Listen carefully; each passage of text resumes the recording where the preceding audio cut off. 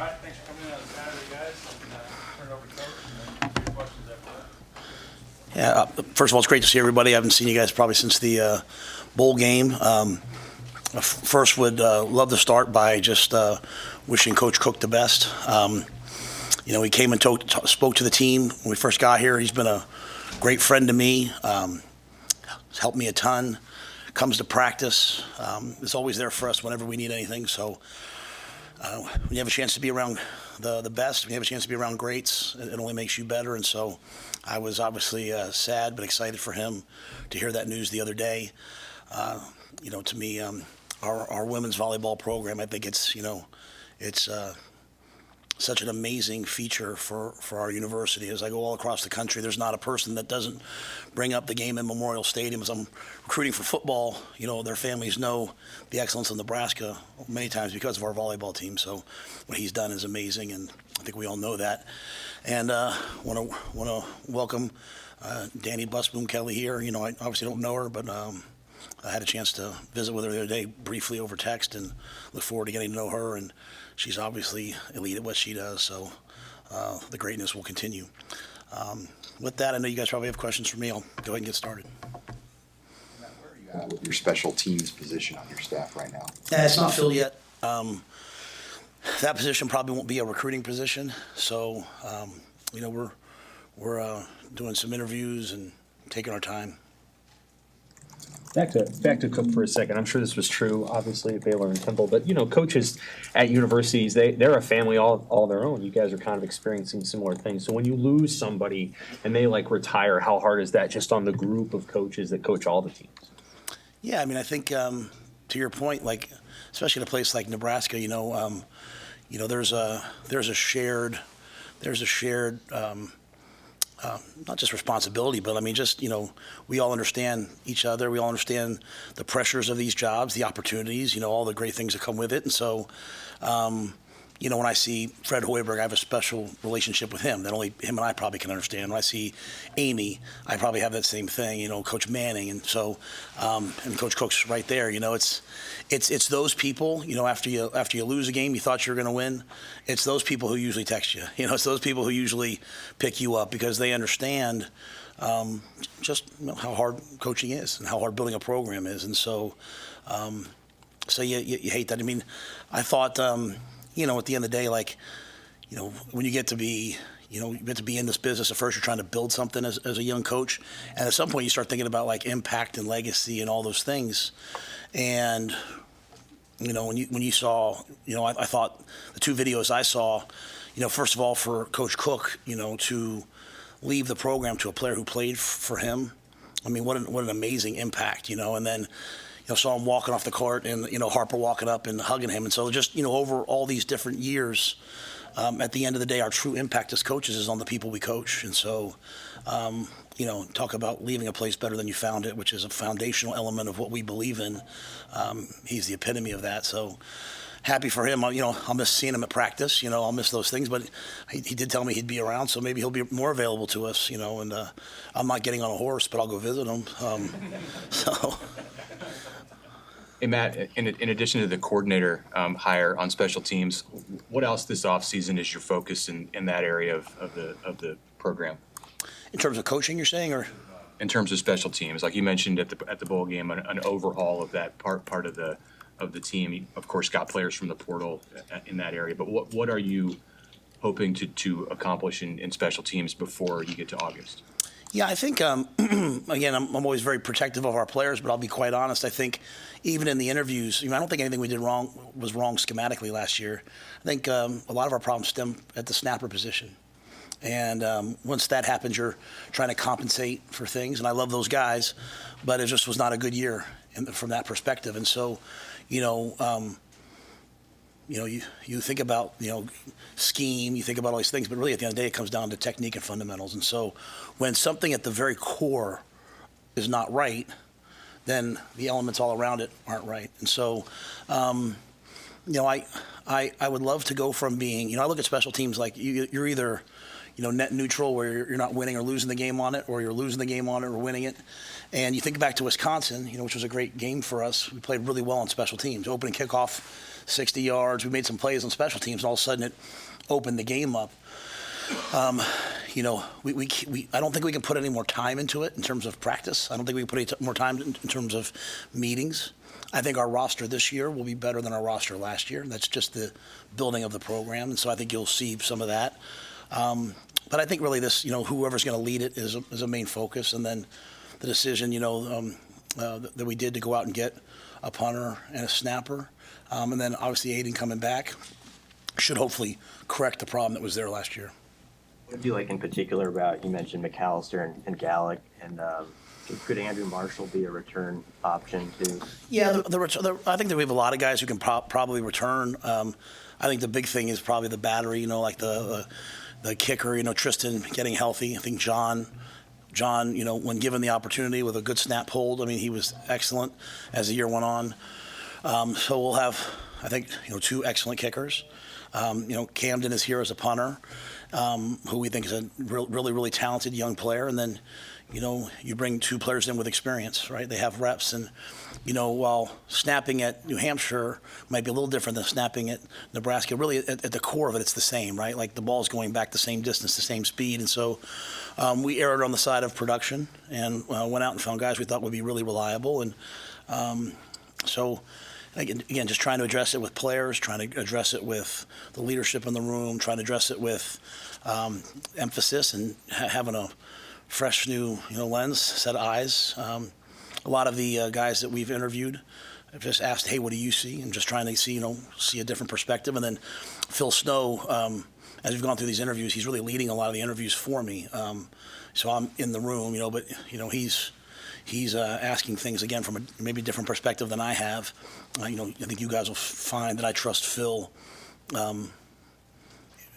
immensely, because it always goes back to the same core values of technique, fundamentals, effort, preparation, and so just looking at everything from that perspective. Troy Dannon said the other day that April 26th there will be something here. Are you able to say at this point whether or not there will be any form of scrimmage that day? Yeah, I don't know that yet, but I'll be honest with you, I highly doubt it. And I think it's really fundamentally, I hate to say it like this, it's really because last year we're one of the more televised. We were one of the more televised spring games, and I dealt with a lot of people offering our players a lot of opportunities after that. So to go out and bring in a bunch of new players and then showcase them for all the other schools to watch, that doesn't make a lot of sense to me. The word tampering doesn't exist anymore. It's just absolute free, open, common market, and so I don't necessarily want to open up to the outside world. I don't want these guys all being able to watch our guys and say, wow, he looks like a pretty good player. Let's go get him. So, but I don't know yet. I don't know anything. I thought it was important that, we at least started to broach that subject of it not being televised. Yet at the same time, I do want to show off our players in some way. So what exactly it'll be yet, I have not worried about anything other than recruiting right now, both the portal and into the 26 class. So now I have to kind of turn my attention to all those things.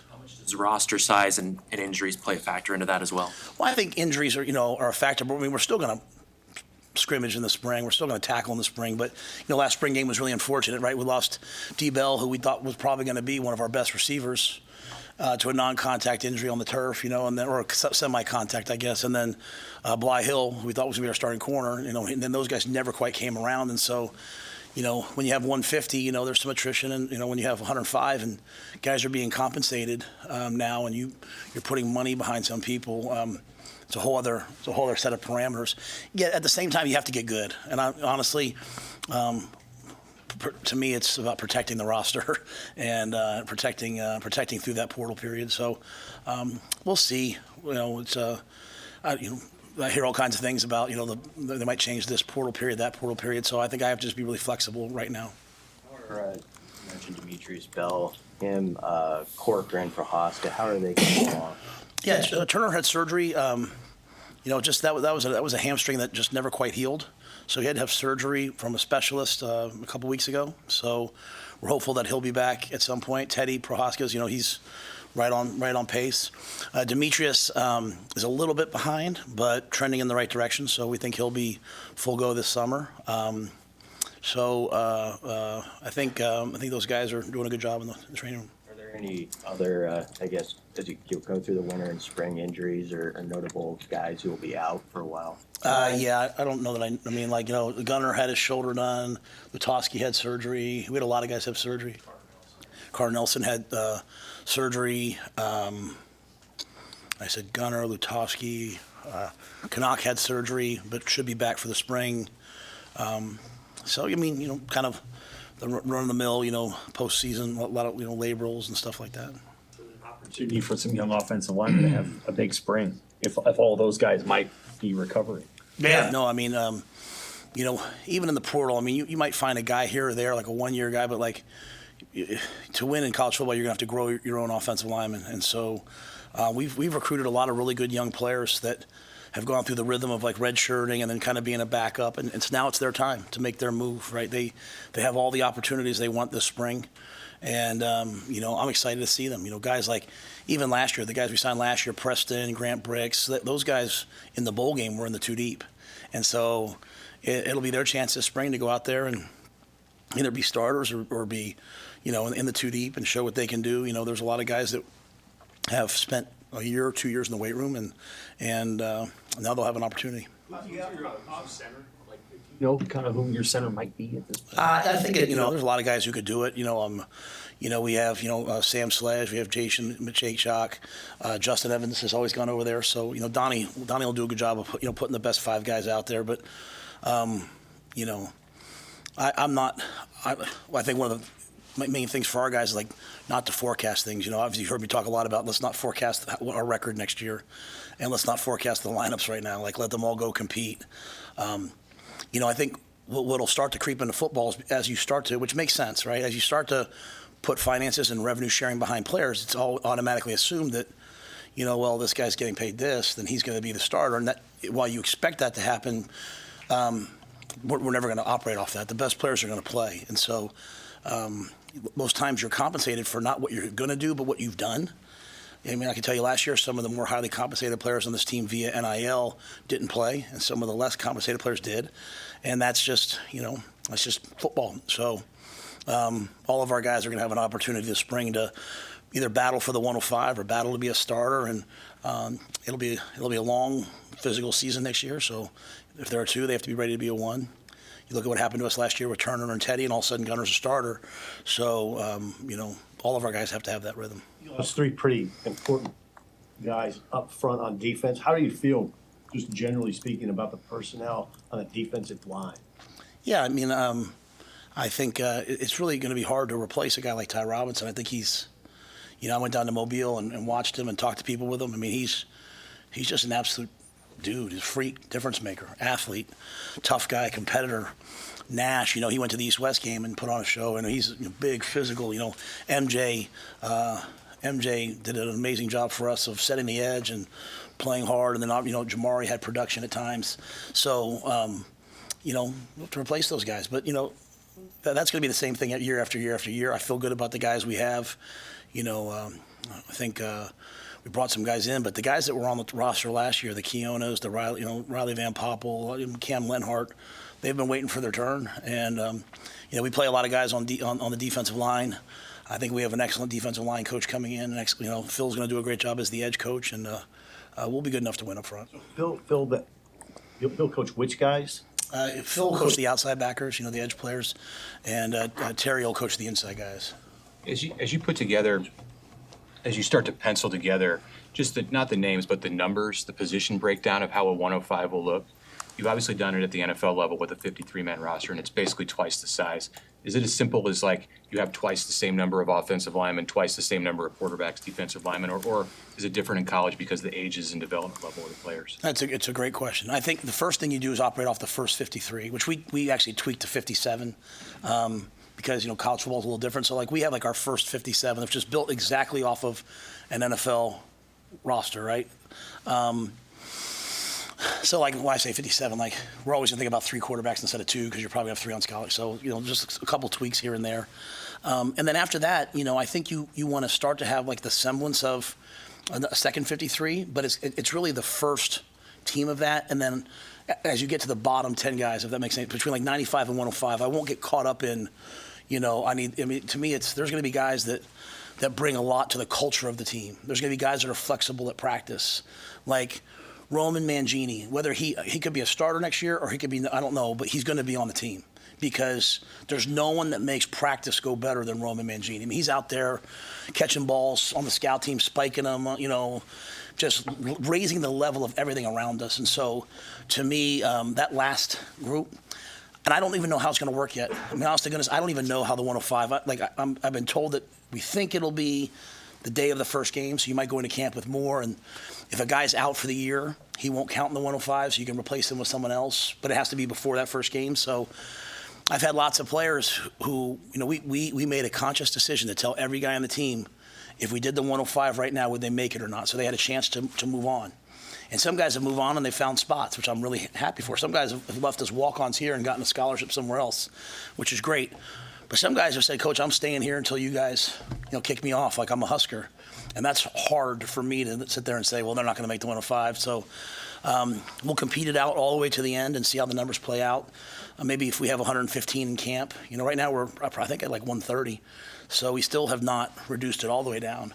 But I'm going to give everyone the chance this spring to try to make the team and see how the numbers play out. How many scholarships? So the 85 now, what do you anticipate the in-house number to be in the new model? Yeah, I don't know that yet. And again, because the settlement's not ratified all the way through, but I think there's going to be some, different ways in which you can help guys pay for school, via revenue sharing or not. So I think most of our guys will, a good portion of our guys, more than 85, will probably have some way of paying for school. Sort of like, some guys have taken some of their NIL money to pay for their classes, last year. I think there'll be some ways that we can do that. So what exactly the number will be yet, I think is going to be left up. There's a certain pot of money, and as coaches, we have to decide how to divvy that up as best we can. And, there's some guys that I'd love to help them pay for school so that they can, leave here debt-free as opposed to something else. So how many guys can you carry for spring? There's no limit on spring. How many do you anticipate For this spring for you guys? I think it's like a 130 right now. 126. 126. What is the significance in your mind of getting Javen Wright and Singleton back? Yeah. I mean, Deshaun had like a third round grade. Like he was East-West and probably was going to go to the Senior Bowl. So when that ruling passed, he was, he had a decision to make. I was like, hey, go take your shot at the pros. That's kind of always my deal. But I think Deshaun was really reasonable in that, you think about his rhythm. Like he played at junior college and he came here and didn't really play very much, and then played 4 games for us last year, the previous year, and then was hurt from that Michigan game all the way till July. So he said, Coach, I went out there and I played. This is my first full season. I didn't even have an off season, and if they're saying I'm a third round pick, if I come back and do this again, I'll have the same. Hopefully, I'll have the same results that Ty had, knowing that there's always a risk of coming back. But he's having a good experience. He told me he likes Lincoln. His younger brother's on the team, and I think he feels like with JB. I think he felt like he could really develop. And then obviously now we bring in Addy, but he's familiar with JB. So that's awesome. I mean, he's a really good player that's going to be an even better player next year, and he'll be a leader on the team and help bring all that together. And then the second person you asked me about was Javen. Well, Javen, obviously having the blood clots, I think for him at the next level, if he can figure out a way to practice a couple days a week and prove to the NFL teams that, hey, I can practice a couple days a week, then he'll have a shot because he's definitely a pro player in terms of his talent. So we're hoping that, as we work with the doctors, that in next fall he'll be able to practice and then play. Like this year, he literally just walked through and then played in the games. And I think his game will elevate if he can practice some more. So, for me, I always feel good about the fact that they want to be here and they feel like this place is making them better. Like we have a junior day. I'm going to leave here and go up there, and all I'm going to talk about is if you come here, you'll get developed. I mean, we had some guys that got paid by other schools because we developed them and they went and got paid. So, I take pride in that. I really do. So if they feel that way, it makes me feel good. McCullough in the dunk contest the other night. What about him and Watson Trent sort of stood out in the process as guys you wanted to add? Well, I think McCullough, I mean, he's just an absolutely great athlete that people have tried in a lot of different spots. And so you see kind of like a player who hasn't really found his home. And so, as we think about really less 3-3-5, though it's still, we're kind of a hybrid last year of we could be 3-4, we could be 3-3-5, or we could go to 4 down and rush. I think McCullough gives you someone who can play in all 3 of those packages, right? He can be an outside backer, edge player, come off the edge, play in the 3-3-5, play in the 3-4, and then also be a pass rusher from 4 down. So we have to take his athleticism, we have to add some bulk to him so that he can withstand rushing the edge, and then hope that translates, and I think it will. Son of a coach, he's had a lot of production. Donnie talked about when he was in Indiana playing against him 2 years ago and how productive he was. So that's one. And then, Marcus, 3 years, when you have the amount of production he had in the 3 years and the way that he plays, I think he's a guy like his linebacker coach, his head coach, and the strength coach at Georgia Southern was here with us, and they all stood up for him. He's a guy that just wanted to go do it at the next level up, come up to the Power 5, come to the Big Ten, Power 4, come to the Big Ten. And when he was here on his visit, he asked all the right questions. He's about football. And if you take a one-year player, it's like in the NFL, guys get a 1 year to prove it. They have 1 year to prove, they deserve a big contract.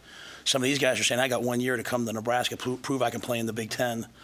He's not a big linebacker. He's an athletic linebacker. So if he can play in this play style that we're going to face in the Big Ten, then I think he'll help himself immensely at the next level. So both guys, they've had production. Both guys have 1 year to get it done, and they're very, very serious about it. Is there something in particular you're looking for in those interviews, because it's a condensed amount of time to decide on a portal prospect if he fits for you? When you're talking to him, like you mentioned, Watson Trent asking the right questions. Yeah, I think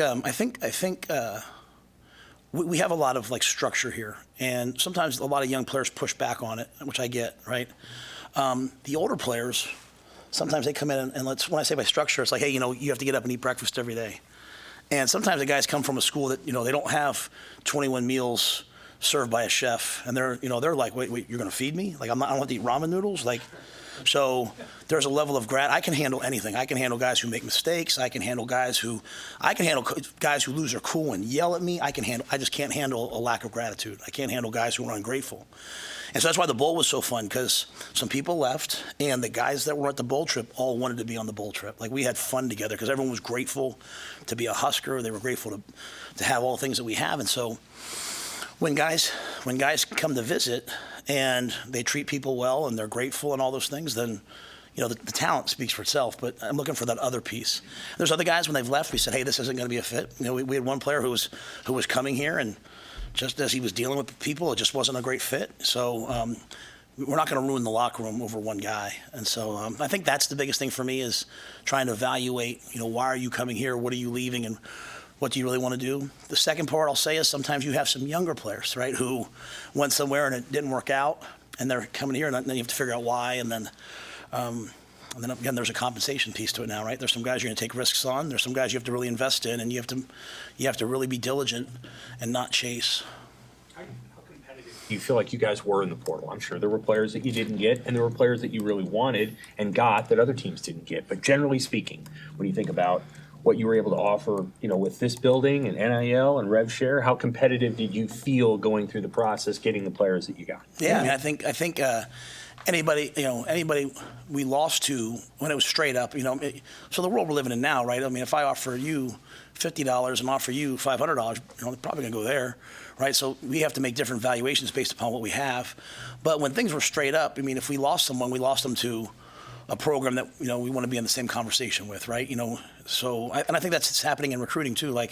We are in the conversation now with some schools that we want to be in the conversation with. So I think we did an excellent job. You can't underestimate. Revenue sharing hasn't started, so to get guys here, just a tremendous investment by the Pede family in 1890 and all the people who give to 1890, because what everyone's done is they basically all surged ahead this spring.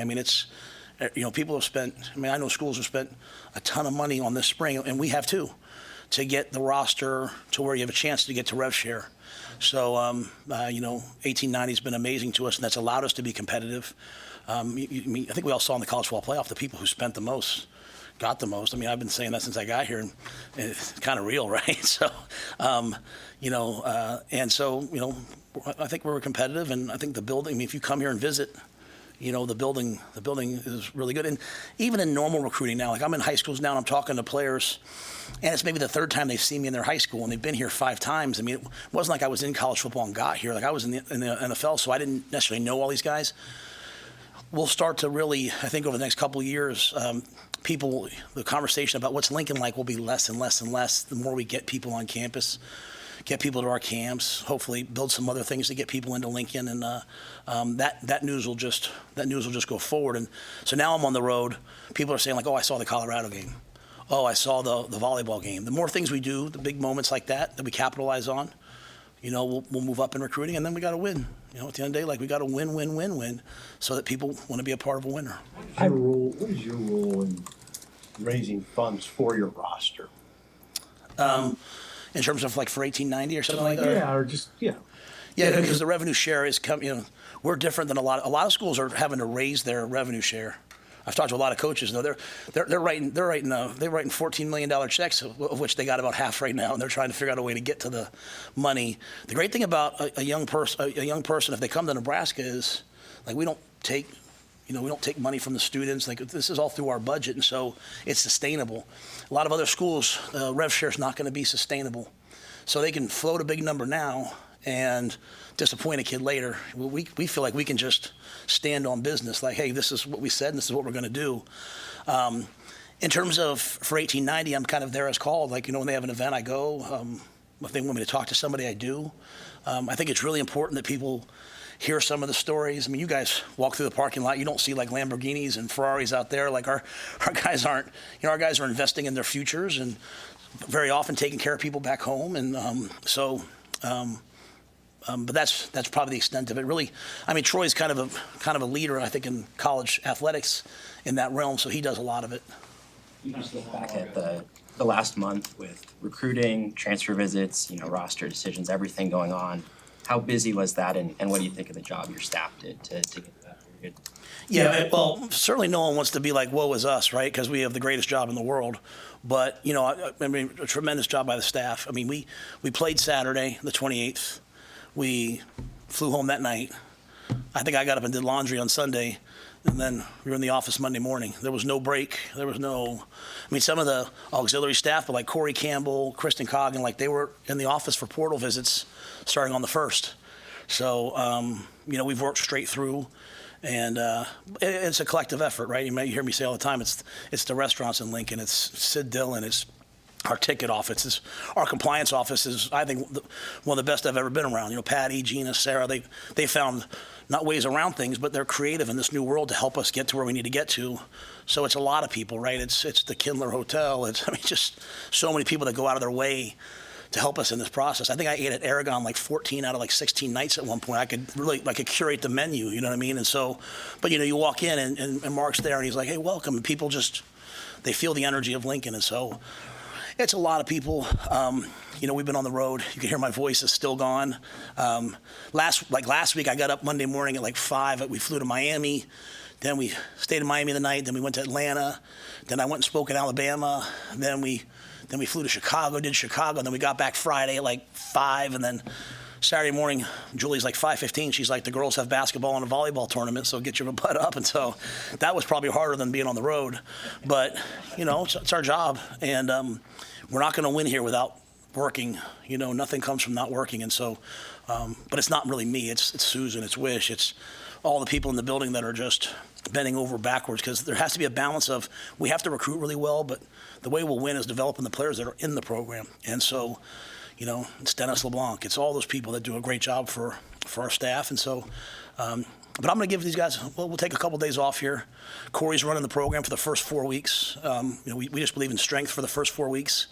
So people will take a little time off these next 2 weeks probably, and then we'll get back and start the mat drills and get into spring football. What more are you asking from Dylan Raiola this winter as a leader? Before he throws another pass next season, how much can he and how much does he have to grow in making this his team? Well, before he can make it his team, I think he has to make it his offense. And before he makes it his offense, I think he has to make it like his receiving core. And so, I think it's, him this morning being here at 9, or 8 or whatever time working out and leading those guys. And so, I went to the Supernova game last night, and he's over there with Heinrich, and they're sitting courtside, which is great as long as you're in the building this morning throwing, which I knew they were. And so I think when you see, your best players, and Dylan's certainly one of our best players, when you see them paying the price each and every day, and that's what I mean by gratitude. Like, I'm grateful to be here. So because I'm grateful, it's not that I say thank you. It's that I work my tail off each and every day because I'm trying to get better. So, yeah, Dylan's got to get the receivers there every day. Year one, you're like, I asked him, 5 guys showed up. Well, that's not leadership. That's trying to be a leader. Leadership is when you get everybody there. And I think he'll do a great job at that. At the same time, mastering himself, getting quicker, getting his weight, to the proper weight, continuing to learn the offense, mastering his fundamentals. And, now we have 2 other quarterbacks in there with him, mentoring TJ, mentoring Marco, and just in terms of what we do. And obviously Jalen Gramstad came back, which is awesome because he'll be a great vet for there. What's the proper weight? What's that? What's the proper? Oh, you didn't get me to say that. My weight?